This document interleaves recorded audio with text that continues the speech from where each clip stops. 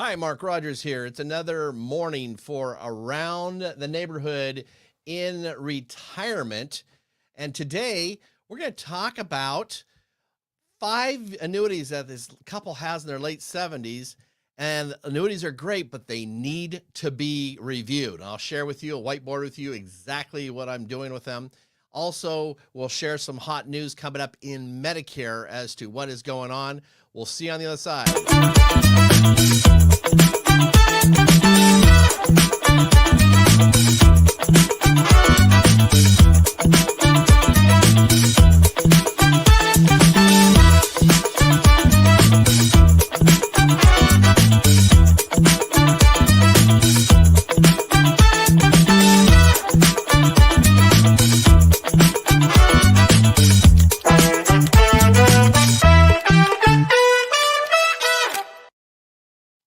Hi, good morning, everybody. Mark Rogers here, and it's always great to see everybody every Tuesday morning at 9 a.m. in the neighborhood. How you doing, neighbor? Mark Rogers here. One thing that's interesting here is the news keeps bringing out changes, and we're going to go over some things. The Medicare season is right around the corner, and here's the thing. There's retirees down at McDonald's talking about this stuff. There's gals down at the salon talking about this thing. There's neighbors taking walks in the neighborhood talking about this stuff. So what is truth? And here on the program, we're looking at the pressures of retirement on your retirement savings. There's various pressures that are there. There's the pressures of healthcare expenses. Many people will have their eyes focused on Medicare stuff. I'm here to say in the coming weeks, that's not where you should have your eyes. I'll share with you where you should have your eyes for pressures on your retirement savings due to healthcare expenses. We're talking about pressures of the cost of living and how to live and the expenses that are growing. We talk about that. We talk about the pressures of income taxes. Yes, income taxes will affect you as you have your 401k IRA, and the laws are changing and sunsetting by the end of January 2025. We also talk about the pressure of losing a spouse. Many widows or widowers find out how much financial pressure there is, not to mention the emotional loss, but the financial pressure of losing a spouse. We talk about that. Also talk about Social Security. If you're a new retiree, you want to be looking down the road as to when Social Security may taper off, and there's reasons for that as well. So as always, I like to bring on my trusty co-host, Claudia, and so let's bring her to the stage. Good morning. Good morning, Claudia. A little applause. They're bringing you in here a little bit. Yes, thank you. I can always appreciate that. we could use as much as we can get, right? Oh, yes, of course. Yeah. Well, good. There's nothing wrong with just a little bit of cheer in the morning. Let's do it again. Hey. Oh, goodness gracious. Oh my goodness. So we're learning about retirement as you're years down the road for you and years down the road for me. We're learning a lot, aren't we? Yes, we are every day. Always coming up with something. So, well, let's get right to it. Let's talk about, turn on the iPad. You know, you and I, we do a little whiteboarding along the way. We talk about things along the way. So let's talk about this couple here that we're working with. And I'm going to go ahead and share a screen here. Let's see here. Oh, it's always good to have. Here we go. Here's our share the screen feature here. And what the situation is here is we have a couple. If you're a couple in their late 70s here. And they have plenty of income. They're living on. They even have, I don't know, 500K to, 600K in non-qualified money. That's good money. But they also have something that retirees should be concerned about, and that is, these are IRA buckets sitting over here. And here, normally I put them in one bucket. I'm going to put them in different buckets here. They've got 5 separate annuities is what they got here. She's got 3 and he's got 2, right? With me so far? Yes. All right. So the premise of it is to say, okay, we got plenty of income going on here. So we got plenty of income without those things going on here. And they got this non-qualified money, as I said, right here. There's the 500K sitting right here. But the challenge on the table is they'd like to live on some of this money, this red money, this IRA tax qualified money in retirement. But really the question on the table is how do we leave more tax-free money to the kids? So we got some kids. How do we leave more to them, right?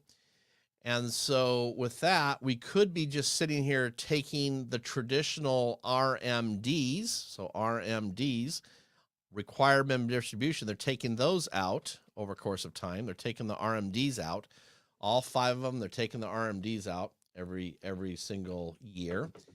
But the question is there a better way to do that? And just to recap with everybody, when it comes to RMDs, the ratio is the government says that you have got to take out more and more and more over the course of time. And when you first start off, you're at 3.5%. And then over the course of time, it goes to 5% of your account. Then it goes to 7%. If you're getting older, way older, 7%, et cetera. If you're really old, 9%. Okay. The question is, with the account having to be forced out, it takes our retirement savings. And if we're just, if we're not on the market, we don't want to lose money. But typically what happens is the accounts are driving down because of it's taking out more, but we're not making the return. Does that make sense? Yes. All right. So the question is there a better way to do this?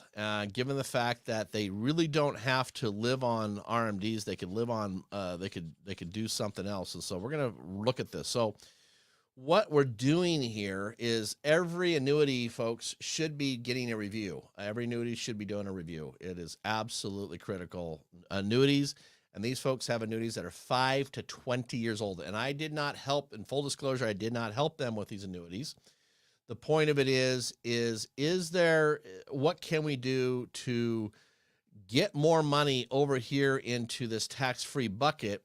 Because IRS has changed the rules for non-spousal beneficiaries. That means that other than a husband and wife, the kids are having to drain the money out over 10 years when they pass away. So is there something that we can do to say, kids, here is tax-free money? And in a world of increasing taxes, does that make more sense to hand them tax-free money? Okay. So the idea is the steps we're taking here is, first off, these annuities right here found out that you can't transfer them out because of all these things that went on, bonuses and things like that. So there's something called, and this is where I'm spending a lot of time with them. They're not even these are not my clients, annuitization schedule. So the idea is to say, what kind of money will the annuity company give us over, let's just make things simple, the next 10 years, okay? So every one of these annuities, they're going to say, you're going to get this much, this annuity, this much, this much, this much, this much, this much, okay? So we have these values here, okay? We have these values, one maybe 5,000 a year, one maybe 10,000 a year, one maybe 18,000 a year for the next 10 years, okay? So every one of these annuities is getting drained out, and they are then paying the taxes on it, and therefore going to create tax-free money. They could create tax-free money. Now, they could put it over here. They could put the money, as they get this money out, and they don't need to live on it, they could put it over here in this non-qualified bucket. The problem with that is when they put that money over into the non-qualified bucket, then as it grows, as this bucket, as the money goes in here, it will then be taxable on the growth. So they're getting taxed twice. Okay. So the best thing is to look at it, and not the best thing, it's not best for everybody. The ideal thing is to say, how do we put this money into a tax-free scenario that we can live on later in life? So in their late 80s, early 90s, or hand the kids this tax-free money. That's what we're working on, Claudia. Yeah, that's very interesting. And to have tax-free money is not a bad choice. Yeah, because if you go to the the U.S. debt clock, right? Yeah. U.S. debt clock basically says, we're at $34 trillion, right? $34 trillion, and we're asking ourselves, with $34 trillion, are we actually going to have a higher income tax rate on all of us? And the answer is it certainly appears that way because of what's coming down the pike. And these IRA accounts sitting here, why they are prime opportunity to be taxed 100% to the children, obviously over 10 years.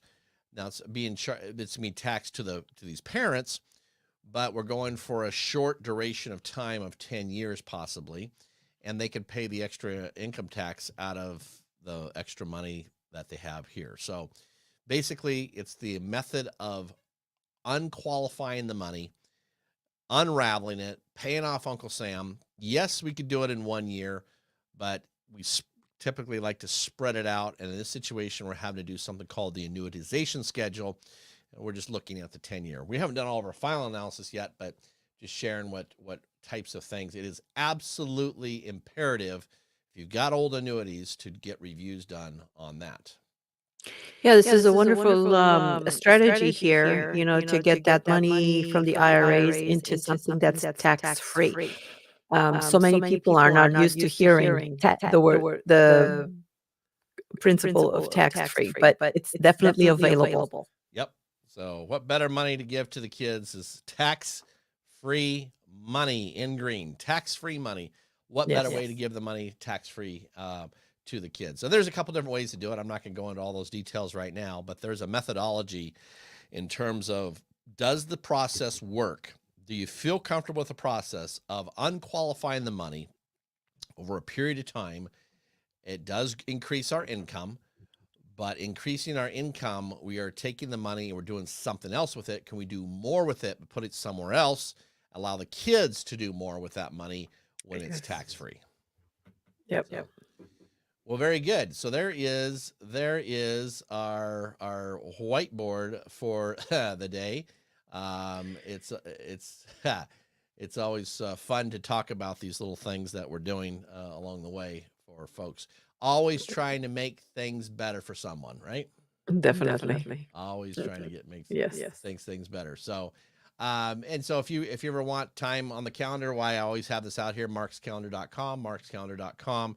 That gives us the ability to chat a little bit up front as to what we need to look at. So just brief chat. I always enjoyed chatting with that.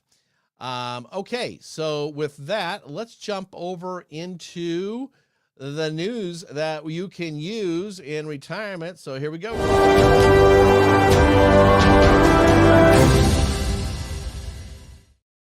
All right, we're back. Let's go ahead and look at our first news piece here. Interesting enough, folks.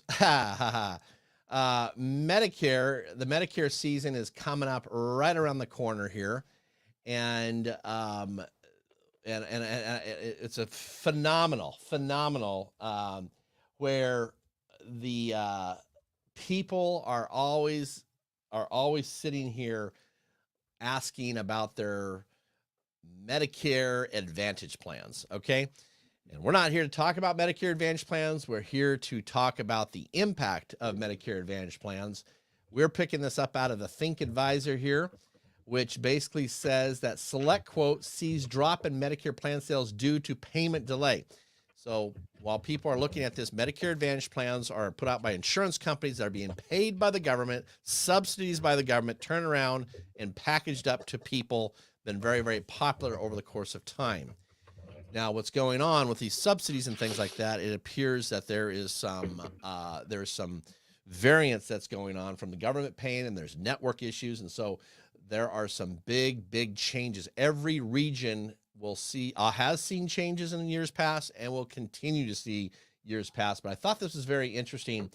This is impacting as to how you're going to get your Medicare consulting. Who are you going to turn to for your Medicare? So this is SelectQuote. SelectQuote is basically a online insurance agent saying, so they're doing it on the internet, they're doing it everywhere on TV, etc. And they have been selling all kinds of insurance plans remotely to people, right? I like personal relationships with people. This is another mode where people call a 1-800 number and go through this. But it says September 16th, Think Advisor Allison Bell says SelectQuote is still happy the Medicare plan market and the insurance agency is hoping for strong sales in the upcoming annual enrollment period. But one of the big plan insurers it represents has changed its commission payment schedule and has forced the company to adjust its Medicare sales strategy for the upcoming annual enrollment period, company executives told the security analysts. The new commission structure resulted in a temporary capital restraint, which prevents from hiring a larger agent class. All right, so there's cuts. So there's going to be some cuts. The cuts in the number of Medicare agents will probably lead to 10 to 15% drop in Medicare sales, plan sales this fall. Okay. And so what it means, Clement's comments add to the evidence that the upcoming annual enrollment period could be challenging because of such factors as changes in federal plan support levels. There's what we were talking about earlier, is the support plan levels. Pop that up a little bit there. Medicare plan marketing rules. All right. That's a big deal. You know what, folks? I will say information is not readily available to you because of the constraints put out there. And some of it's good, but having a personal relationship with an agent is absolutely key.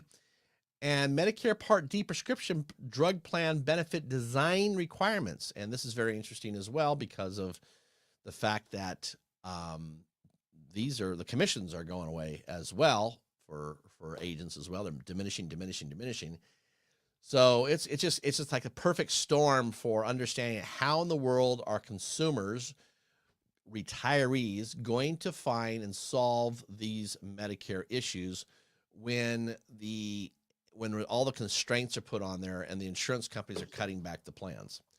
The annual enrollment period for Medicare Advantage plans and Medicare prescription plans for 2025 is set to start October 15th through December 7th. So anyway, these are things to be concerned about. And I just share this piece of news. This is indicative of more changes coming down the pike. And for folks that don't have a relationship with a personal agent, it's absolutely key. Many people are hitting the TV that when the phone ring, coming in, when they come in, sitting here in October 15th, why the phone ring, the mailers are coming in the mail, the TV ads are happening, everything is going on, and they don't have a personal relationship with an agent. And so I hold a few relationships with people. I advise and I help. I go out of my way to help people, even though I may not be getting paid for it because it's a relationship. But with Medicare Advantage plans, particularly, there is an environmental in the business. There's a constraining. There's some that are leaving different markets. And it all depends where people are, but they're certainly cutting commissions, and the agents are going to walk away from the business as well. So it's very interesting, yet at the same time, very crucial to have a relationship with an agent. So that's my that's my little talk there, Claudia, about how important it is to have a relationship. Yes, and there are some drawbacks when there are plans dropping off. Yep. So, administrative hassles for switching plans, increasing premiums out of pocket costs, loss of preferred providers, disruption of coverage. We dealt with that. We dealt with that with your mother, didn't we, last year? Yes, Right. absolutely. And that's not a very good place to be. I'm still looking to be able to find a different doctor for her. Right. But Right. when you're in a network, you're like going around in circles. Exactly. Yeah. Yeah. I don't, and that's the thing is, and fortunately your mom has you to help her, but Yes. there are many 80-year-olds that are sitting there wandering around trying to figure out what the right thing is for them. They don't have kids that are dealing with that. They don't know. And I don't like to see elderly people, people with that cognitive has slowed down, have to deal with these changes. And so I like to set people up in Medicare supplements.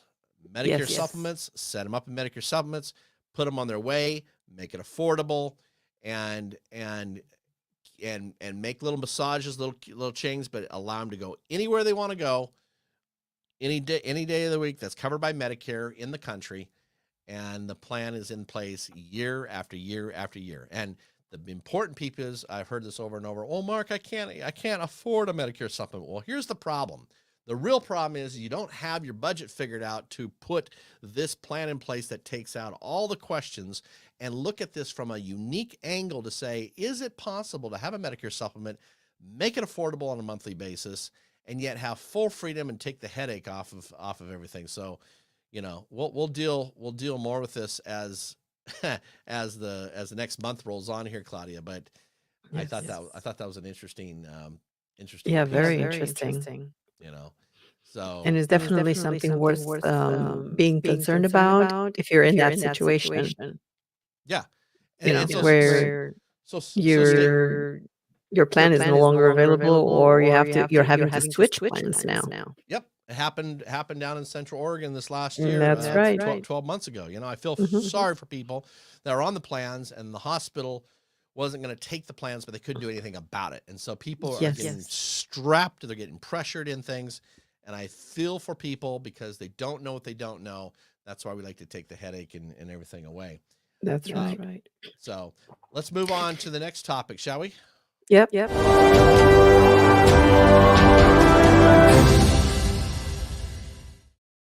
All righty. So here's an interesting news article we came across in Forbes. And I thought this was pretty interesting here. Sorry for this is quite, I don't know how to, Forbes is really putting this through here. But basically, feeling guilty, adult son hesitates to spend mom's money on her care. How many children are like this, huh, Claudia? Yes. How many people are like this right now? And it's sad because the adult son, we're going to read about this. This is written by a RN/attorney, Carolyn Rosenblatt, contributor here to Forbes. Feeling guilty as adult son hesitate to spend mom's money on her care. It's an issue for some adult children with aging parents. When the elders need care, there's resistance to using the parents' own funds to cover the cost of caregiving. It's puzzling. For example, faithful son, I guess they're going to call him FS, has been taking care of his mom by himself for 25 years. He lives in her home, pays all her bills. He works full-time in a physically demanding job. No siblings help in any way. All are estranged. Mom, now 90 years old, fell and had to be hospitalized and then went to rehab. Prior to that, she was fine at home during the weekdays. After the fall, she got very depressed and she lost her independence. Mr. FS has to work to support himself and mom, though mom does have some savings and a house that's free and clear. FS sought advice at agingparents.com. He said he felt guilty using her money to hire the caregiver we urged him to hire. Isn't that something? Yeah. It's crazy. Sometimes when a person is close to a problem, it's hard to see the way through. And that's the thing about caregivers that are family members is you can't see your way through it sometimes. That's FS's problem. He was used to mom being independent. He would go to work without worrying about her for over years. Now her fall has triggered a cascade of events that changed everything. He has to adopt to the notion that mom's savings are for her and he's in charge of using it for her needs. And so he is a POA, power of attorney. That's good. The inner conflict. FS struggles with having to tell mom how it's going to be. He has to sell her valuables, set of coins, and liquidate stocks. He may need to encumber the house. What are the costs he has to meet her need for caregiving? So far, he has to spend $600 a day for the help. We're not sure why he feels guilty, but expresses this. We encouraged him to past that emotion and focus on mom's basic need for safety. At her age, she may not last much longer due to multiple conditions. So Planning ahead is everything. When aging parents are healthy and independent, even at advanced ages, family has a tendency to operate as if independence can last indefinitely. So very, very interesting. Planning ahead. I think this is good too here, Claudia. We're going to talk about this in the weeks coming. If you have a aging loved one who are doing just fine now, don't expect that to remain exactly the same at the end of their lives. Most people do need help as they age. Sadly, our society and Medicare do not cover long-term care at home. This is exactly the problem Mr. FS has. There is no resource of payment other than out of pocket to keep mom at a nursing home long term. Every family with aging adults should take the time to look ahead, calculate the cost of a home care worker, and be sure there are resources on hand to cover it. Maybe you'll need it, maybe not, but consider the odds. You can be faced with a difficult decision about finances when you aren't expecting it. It can be agonizing to deal with an aging parent who wants to stay at home after crisis, but the family can't pay for the needed care to keep their loved one at home. Wow. Wow. So much struggles that family members have. One family member, that is, it always lands generally on one child, to take care of mom, particularly in these days, and because there wasn't any planning that was done. And I think, Claudia, you and I know in the weeks to come, we're going to be talking about short-term care plans. Short-term care plans are extremely, extremely valuable, and I'm excited to talk about short-term care plans as we come on here in the days ahead.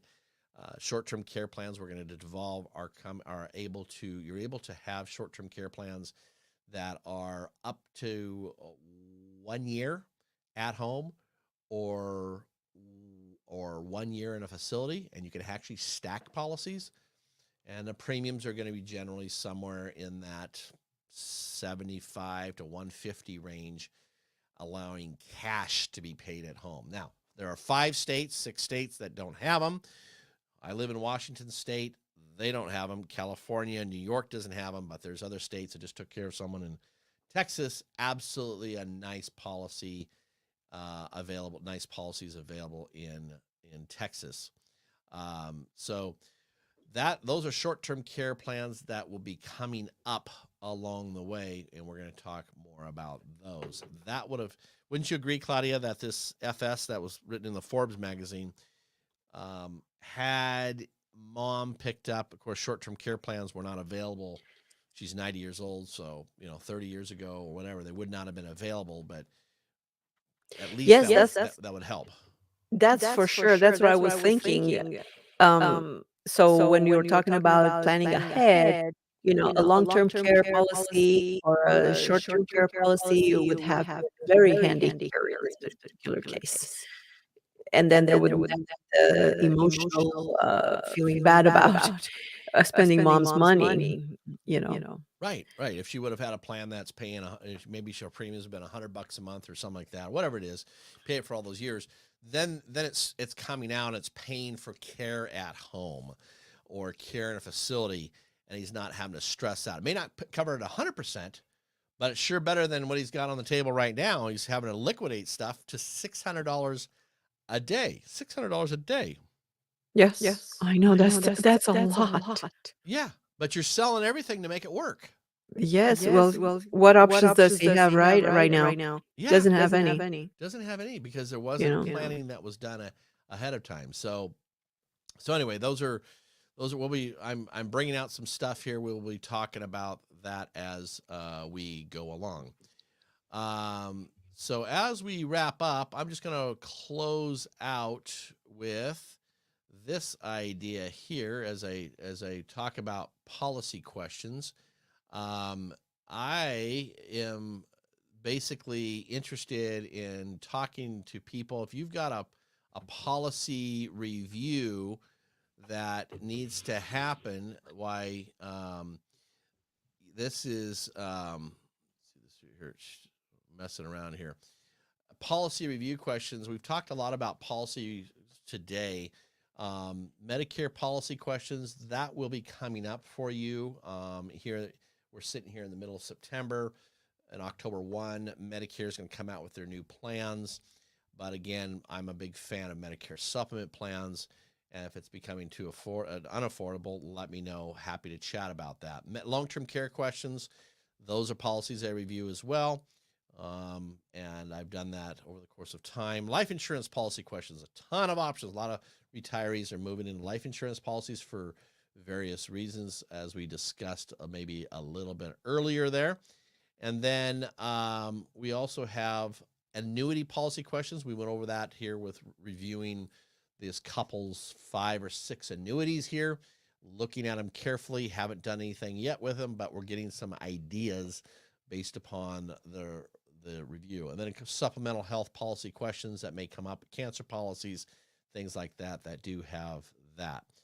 And so with that, it's always a joy to see everybody on every single Tuesday. You can drop your chat or drop it on the calendar here, 20 minutes with Mark, or you can even hit me with an email, mark@mysafemoneymatters.com, mark@mysafemoneymatters.